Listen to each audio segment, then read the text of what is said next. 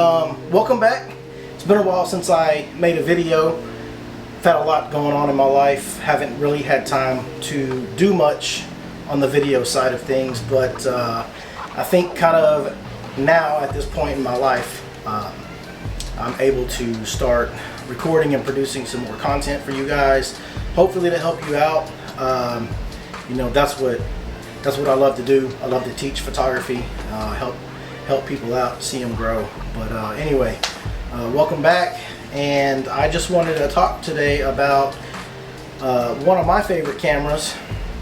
It's an older camera, but yeah, I just wanted to share my thoughts on it and let you know that, you know, I think it's still relevant in 2024, and that camera is the Canon 5D Mark II. Don't have a lens on it right now. I'm shooting my other camera mostly right now, but you know, this camera was released in late 2008, I think November 2008. It was released. It has a 21 megapixel full frame sensor. It shoots 3.9 frames per second, which, you know, that's pretty slow compared to some other cameras, especially cameras that are out now that, you know, can shoot 15 plus frames per second. But can you shoot wildlife? Can you shoot sports? Can you shoot fast action with this? Yeah, you can.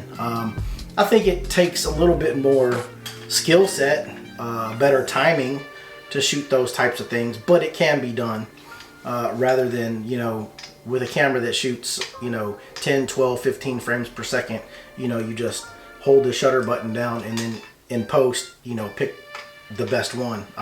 This takes a little bit more accuracy and timing on the user's part, but it can be shot for those types of things. But like I said, 3.9 frames per second. This was a flagship camera put out by Canon. This was a significant camera that came out because it was the first DSLR that also incorporated video. So that was huge back in the day. Now it's pretty standard across, you know, every camera, DSLR and mirrorless across all the brands. It's pretty standard to have video capabilities. Whether it's that good or not is, you know, up for debate. But anyway, this Canon 5D Mark II is one of my favorite cameras. I wanted this really bad when it first came out, but I was in different circumstances and situations in my life. I couldn't personally justify spending the money on a camera like this. Back then, I was usually shooting cameras that had crop sensors. They were on the lesser expensive end, but yes, I was shooting professionally with those cameras. I had a couple of Rebels. I had Canon 7D, which that's a professional line camera, but it's a crop sensor. I did have a 7D. I shot with a 60D for a while, and currently my main camera is a EOS R. I use that as my main camera, and this is my backup. But for a couple of years, 2.5 years or so, I shot with this as my main camera, and it didn't let me down. It's I don't know if I mentioned it, it's a 21 megapixel full frame sensor camera, shoots 3.9 frames per second. Yeah, I did mention that because I talked about the action, sports, and wildlife type stuff. But video ISO range goes from 100 to 6400. While that's not that high, you know, you can still shoot in semi-low light situations and come out with some good stuff. I usually don't go probably past 800 to 1600 ISO on this camera.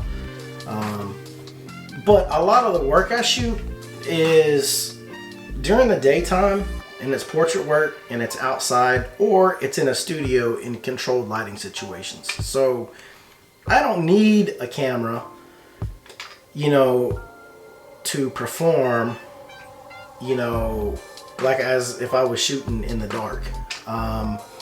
You know, that's probably more geared towards, you know, wedding photography or events where there is, you know, less light available.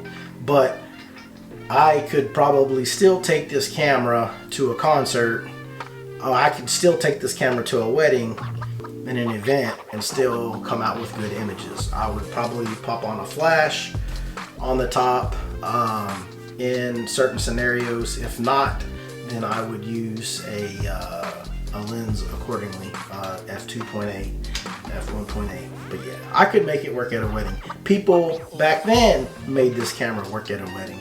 So that being said, you know, if you're interested in getting into photography or upgrading to a full frame, you don't want to dish out a lot of money, this could be a good option for you, the Canon 5D Mark II.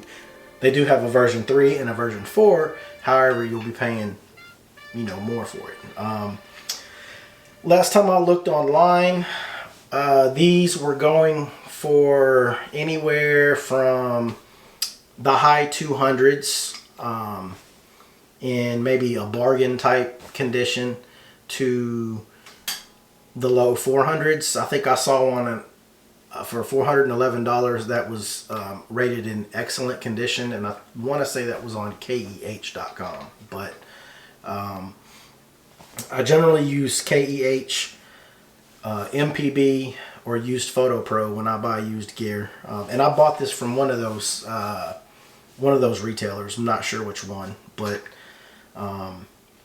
yeah, I'm gonna be showing you work in this video that I produced with this camera. It's just so you can get an idea of you know, some of the images that I've captured, and you can decide if it's a camera that you want to you know, invest in.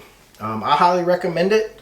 Like I said, it's very affordable at, you know, I would say an average around $350, $375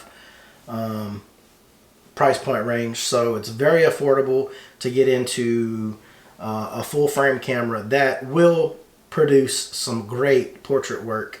And even, you know, like I said, you can even shoot weddings with this.